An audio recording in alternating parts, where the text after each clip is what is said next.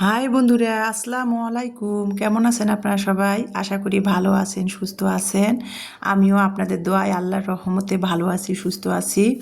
সকালবেলা গতকালকে রোজ বৃহস্পতিবার ছিল, গতকালকে বৃহস্পতিবার আমি ভিডিও শেয়ার করতে পারি নাই। তো গতকালকে সকালে 6:30টার দিকে আমি ঘুম থেকে উঠে সকালে নাস্তা ইলমাকে বানিয়ে ইমানের জন্য রেখে আমি কিন্তু ইলমাকে নিয়ে কোচিংয়ে গিয়েছিলাম। ফকিরপাড়া কোচিংয়ে গিয়েছিলাম। ইলমা কোচিং করে, তারপরে ওর স্কুলে কিন্তু সাংস্কৃতিক কালকে অনুষ্ঠান ছিল, আপনাদের তো এর আগে একদিন বলেছিলাম আমি।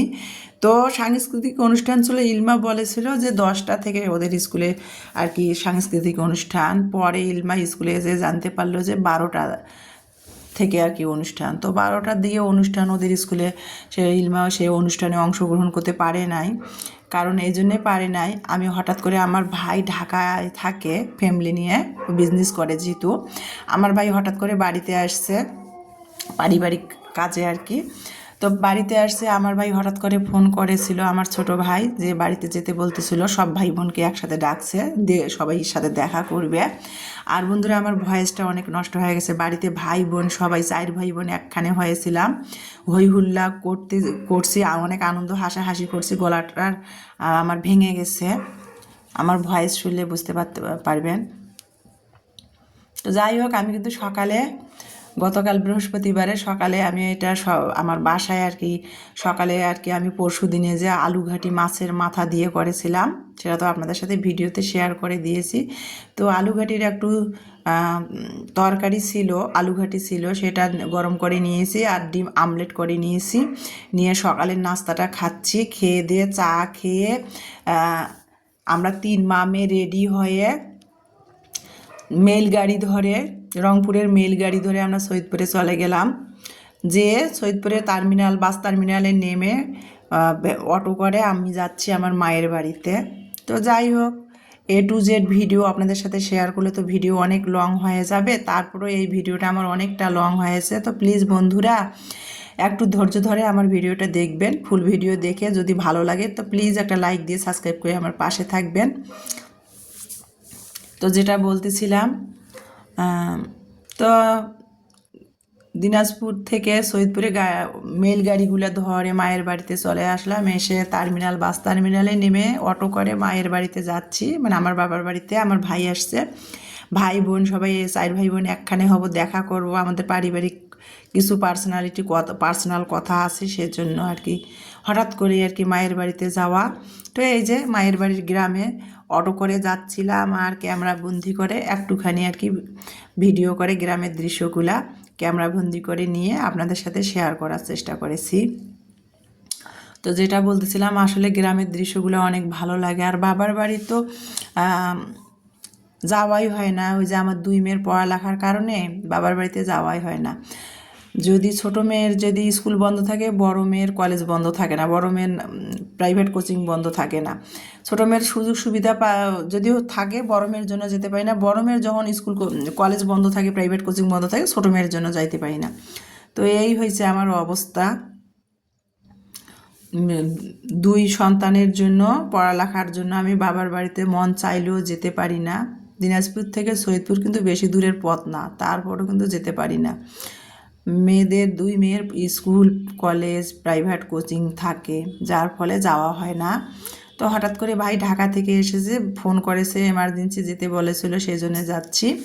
আর এই যে অটো করে যাচ্ছি, আর গ্রামের দৃশ্যগুলা আর কি আপনাদের সাথে শেয়ার করতেছি। আর গ্রামে আমরা তো আমার 2 সন্তানে গ্রামে জন্মও হয় নাই, বড়ও হয় নাই। ওরা শহরেই জন্ম, শহরেই বড়, সব বেড়ে ওঠা শহরেই সব। তো গ্রামের দৃশ্যগুলো হঠাৎ যখন মায়ের বাড়িতে যাই, সেই জন্মভূমি গ্রামের দৃশ্যগুলো যখন চোখে পড়ে, তখন অনেক ভালো লাগে, ইমোশনাল কাজ করে, সেটা আর কি ভিডিও করে ক্যামেরা বন্দি করে নিচ্ছিলাম আর আপনাদের সাথে শেয়ার করে দিলাম। আর গতকালকে আমার মায়ের বাড়িতে যাওয়ার ফলে ওখানে আমার মোবাইলে নেট ছিল না, সেই জন্য আপনাদের সাথে ভিডিও শেয়ার করতে পারি নাই। সেই জন্য আর কি আজকে মোবাইলে নেট ভরে আপনাদের সাথে ভিডিও শেয়ার করতেছিলাম। তো যে দেখতে পাচ্ছেন, গ্রামে এখন কিন্তু ফাল্গুন মাস, তো ফাল্গুন মাস এখন গ্রাম অঞ্চলে যারা যে আলু চাষ করেছে আলু চাষিরা এখন কিন্তু ক্ষেত থেকে মানে জমি থেকে আলু তুলতেছে, এই যে দেখতেই পাচ্তেছেন রাস্তার ধারে আলুর বস্তা রেখে দিয়েছে আর জমি থেকে আলু তুলতেছিল কৃষকরা, তুলে এনে এনে বস্তায় ভরতেছিল, ভরে ব্যবসায়ীকে মানে পাইকারি হিসেবে আলুগুলো বিক্রি করে দিচ্ছিল। সেটা আর কি ক্যামেরা বন্দি করে নিলাম অটো করে মায়ের বাড়ি যেতে যেতে নিয়ে। তারপরে এই যে দেখতে পাচ্ছেন মায়ের বাড়ি চলে আসলাম, গ্রামে মায়ের বাড়িতে চলে আসলাম। এসে দেখতেছি আমার চাচি, আমার মা, আমার মায়ের বাড়িতে যেহেতু আমার মা একাই থাকে, আমার চার ভাই বোনের মধ্যে আমার মা বাড়িতে একা থাকে আর বাড়িতে কেউ থাকে না। আমার দুই ভাইয়ে বাড়ির দেশে মানে ঢাকাতে থাকে। তো যাই হোক মা এসে দেখতেছি আমার কথা শুনছে, যাওয়ার কথা শুনছে, আমার ভাই আসছেই ঢাকা থেকে, সেই জন্য মা আর কি এই যে পিঠা বানাচ্ছে। আর ছেলেমেয়েরা পাশে থাকলে তখন বাবা মা যত অসুস্থই হোক তারা সুস্থ হয়ে যায় ছেলে মেয়েদের পাশে দেখলে। তো যাই হোক ভাই ঢাকা থেকে আসছে, বড় ভাই ছোট ভাই, তারপরে বোন আসছে, আমি গিয়েছি বাড়িতে আমার দুই মেয়ে নিয়ে। এই যে আমার চাচি আর কি পিঠা ভাজতেছিল, মানে মাটির যে দুই চুলা, এক চুলাতে চালের আটার রুটি তৈরি করতেছিল আর অপর চুলাতে এই যে দেখতে পাচ্তেছেন তেলের পিঠা ভাজতেছিল খেজুরের গুড় দিয়ে।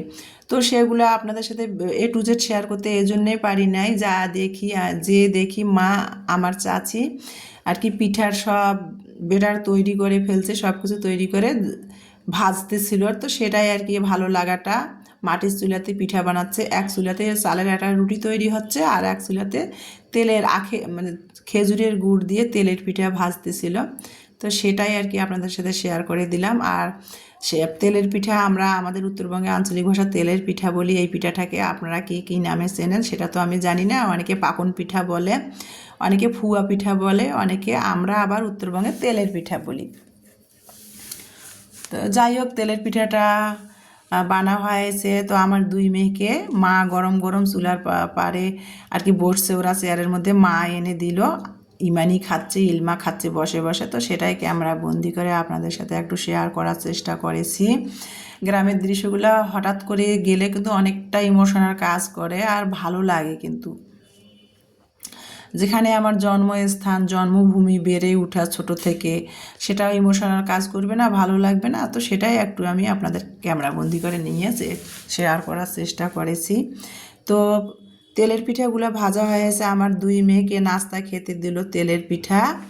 আর তেলের পিঠা যদিও আমরা দুপুরবেলা গিয়েছি, তারপরে গরম গরম মা তেলের পিঠা খেতে দিয়েছে, তারপরে গরুর মাংস ভুনা, ওই যে চালের আটার রুটি গরম গরম সেটা আর কি খাচ্ছিলাম, আমার মেয়েরাও খাচ্ছে, আমিও খাচ্ছি আর আপনাদের সাথে সেটাই শেয়ার করে দিচ্ছিলাম।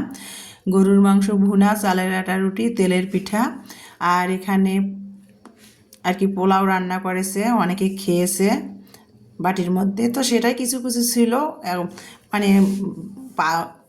খাবারের পাতিল থেকে বেড়ে নিয়ে আসে নাই, একটু একটু ছিল, আমি খেতে বসেছি তো সেটাই আর কি আপনাদের সাথে শেয়ার করতেছি।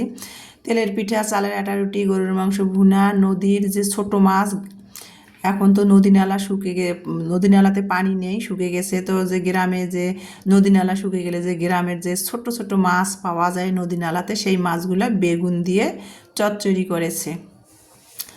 তারপরে লাউ রান্না করেছে মসুরের ডাল দিয়ে আমার মা, গরুর মাংস ভুনা করেছে, পোলাও রান্না করেছে। মেহমান আসছে অনেকগুলা, তারা খেয়ে নিয়েছে। তো আমি খেতে বসেছি, বাড়িতে একটু আধটু করে ছিল। তো মা পাতিল থেকে বেরিয়ে নিয়ে আসতে চাচ্ছিলো, আমি বললাম যে থাক এইটা দিয়ে হবে। তো আমি খেতে বসছি, সেটাই আপনাদের সাথে ক্যামেরাবন্দি করে শেয়ার করার চেষ্টা করলাম। তো খাওয়া দাওয়া শেষ, এখন বিকেল আর কি বিকেল 3:30 4টা বেজে গেছে আনুমানিক। তো খাওয়া দাওয়া শেষ করে এখন আমি ওই যে একটু ঘুরতেছিলাম, বাইরে ঘুরতেছিলাম আর আপনাদের সাথে ভিডিও শেয়ার করতেছিলাম। এই যে গাছে আর কি আমার বাবার বাড়িতে পাশে আর কি জমির পাশে যে আশেপাশের বাড়ির সামনে যে জায়গা থাকে না, কাঞ্চাতলা বলে আমাদের আঞ্চলিক ভাষা। তো সেটা আশেপাশে বড়ই গাছ, আমের মুকুল বের হয়েছে, বড়ই গাছে বড়ই পেকে পেকে এই যে দেখেন পরে পরে রয়েছে। গ্রামের মানুষ গাছের তলায় বড়ই পেকে পেকে পরে রয়েছে, মিষ্টি বড়ই হলেও তারা খেতে চায় না, গাছে বড়ই পেকে টসটসা হয়ে আছে। আর বড়াই গাছের নিচে বড়াই পড়ে সাদার হয়ে আছে, কেউ খেতে চায় না। আর শহরের মধ্যে আমরা যারা থাকি তারা কিন্তু টাকা দিয়েও বড়াই ভালো বড়াই কিনে খেতে পারি না, ভেজাল থাকে, কোনোগুলো টক থাকে, কোনোগুলো পাঞ্চা থাকে, খেতেই পারি না। আর পাকা পাকা মিষ্টি মিষ্টি বড়াই গাছের তলে পড়ে রয়েছে, কেউ খায় না, সাতার দিয়ে পড়ে রয়েছে। আর এই যে পিচ্চিটা আমার বোনের ছেলে, আমাদের দুই বোনের মিলে একটাই ছেলে সাধনা করে, আমার বোনের এই ছেলেটা অনেক সাধনা করে। তো এই যে ও খাচ্ছিল, ও গাছের তলে, বড়াই গাছের তলে বড়ই পেকে পড়ে পড়ে সাতার হয়ে আছে, ও খাবে না, ও গাছ থেকে ছিঁড়ে খাচ্ছে। বড়াই গাছটা ছোটো তো, হাত দিয়ে টেনে ছিঁড়ে খাচ্ছে, কিন্তু নিচে যে বড়াইগুলো পড়ে রয়েছে সেগুলো খাবে না। আর এই যে দেখেন আম বাগান, আমার মামার আর কি, আমার বাবার বাড়ির পাশে আমার মামাদের আম বাগান, কত সুন্দর আম বাগানে আমের মুকুল বের হয়েছে আর কি। চারিপাশে খেতে ধান চাষ করেছে। এটাকে কি ধান আপনারা বলেন এই সময় যে ধানটা লাগায়, আমরা তো ইরি ধান বলি, তো সেই ধানটাই আর কি ধানের ওয়া লাগিয়েছে, ধানের চারা যেটাকে বলে লাগিয়েছে। আর এই যে চারিপাশে বাগানে আর কি আম গাছ, সুপারি গাছ, বড়াই গাছ, তো সেগুলার গাছে মুকুল বের হয়েছে, আমের গাছে আমের মুকুল। তো সেগুলোই আপনাদের সাথে শেয়ার করতেছিলাম। বাগানে দুপুরে খাওয়া দাওয়া শেষ করে বাগানে বের হয়েছে, হাঁটাহাঁটি একটু করতেছিলাম, গ্রামে খোলামেলা, আর আপনাদের সাথে শেয়ার করতেছিলাম। আর গ্রাম অঞ্চলে কী হয় জানেন বন্ধুরা, সজনা গাছে কত সুন্দর সজনা ফুল ফুটেছে, দেখেন। গ্রাম অঞ্চলে এখন বড়ই গাছে, বড়ই আমের গাছে আমের মুকুল বের হয়েছে, জাম্বুরা গাছে জাম্বুরার মুকুল বের হয়েছে, সজনা গাছের ফুল ফুটেছে। আর এগুলা কিন্তু গাছের তলা দিয়ে আশেপাশে যখন হাঁটবেন, কত সুন্দর একটা মহু মহু ফুলের ঘেরান বের হয়, খুবই সুন্দর কিন্তু লাগে। বাতাসের সাথে সেই ফুলের ঘেরানগুলো ভেসে আসে নাকে, খুবই কিন্তু ভালো লাগে। এই বিশেষ করে এই ঋতুটাতে আর কি, বসন্ত ঋতুতে আমার কাছে খুবই ভালো লাগে। চারিদিকে গাছে গাছে ফল ফুল ফুটে আসে, আর ফল ফুলের ঘ্রাণগুলো মহু মহু হয়ে বাতাসের সাথে ভেসে আসে, দেখতে কিন্তু আর ভালোই কিন্তু লাগে গ্রামের দৃশ্যগুলা। তাই এই যে দেখতে পাচ্ছেন এখন কিন্তু এই যে বিঘা বিঘা জমিতে ধানের চারা লাগিয়েছে, যেটাকে আমরা আঞ্চলিক ভাষা ইরি ধান বলি। এই ধানটা আর কি বৈশাখ মাস মানে এপ্রিল মাসে এই ধানটা কাটবে, ধানটা হবে কাটবে। তো এই সিজনে আর ধানটাকে আমরা ইরি ধান বলি। তো ধানের চারা লাগিয়েছে, যেটা আর কি আঞ্চলিক ভাষা ওয়া বলে, লাগিয়েছে। দেখতে কিন্তু ভালোই লাগতেছিল, সবুজে সবুজ ঘেরা, ভালো লাগতেছিল কিন্তু। সেটাই ক্যামেরা বন্দি করে আপনাদের সাথে শেয়ার করার চেষ্টা করলাম। আর এই যে গাছের মধ্যে পেয়ারা, বাগানের মধ্যে গাছে পেয়ারা পাখি ঠোকে খেয়েছে, আর আর গাছের মধ্যে চোখে পড়লো সেই পেয়ারাটা, ভাবলাম যে ছিঁড়বো, পাখি খাচ্ছিল। এই যে পাখি পেয়ারাটার মধ্যে ঠোকর দিচ্ছিল, পেকে গেছে তো, তো ভাবলাম যে পেয়ারাগুলা পারি। তো যেগুলো পাকছে হাত দিয়ে, কিন্তু ছোটো পেয়ারার গাছ তো হাত দিয়ে পেয়ারাগুলো ছিঁড়ে ছিঁড়ে নিচ্ছিলাম। আর আমার দুই মেয়েকে বলছিলাম যে আসো একটু ক্যামেরাটা ধরো, ভিডিও করি। গ্রামের দৃশ্যগুলো তো আমরা এগুলো দিয়ে সচরাচর পাই না, অনেক মিস করি। আমার দুই মেয়ে শুনতেছিল না কথা, ওরা খোলামেলা পরিবেশ পেয়েছে, ওরা ঘুরতেছে আমার ভাইয়ের বোনের ছেলে মেয়েদের সাথে। আর ওই যে আমার বোনের ছেলে পিচ্চিটা, ওর হাতে পেয়ারাগুলো দিলাম, পাখি যেগুলো ঠোকর দিয়েছে গাছে, তো সেগুলো দিলাম ওর হাতে, আর ও হাসতেছিল, আর ওকে ক্যামেরা বন্দি করে নিলাম। আর এই যে এগুলা এই ঋতুতে, বসন্ত ঋতুতে কিন্তু চারিদিকে গাছে গাছে যেমন ফুল ফল, আবার যে কিছু জঙ্গল আছে আর কি, জঙ্গলে ফুল ফোটে আর কি, ঘাস গাছ এগুলাকে বলে জঙ্গল গাছ। এগুলো ফুল কিন্তু প্রকৃতির যে সৌন্দর্য, এগুলাই কিন্তু সুন্দর লাগে। আমরা যে গাঁদা ফুল, গোলাপ ফুল, জবা ফুল লাগাই, এগুলো কিন্তু এই যে ঘাস ফুলগুলো জঙ্গলে ফোটে, এগুলাই কিন্তু ভালো লাগে।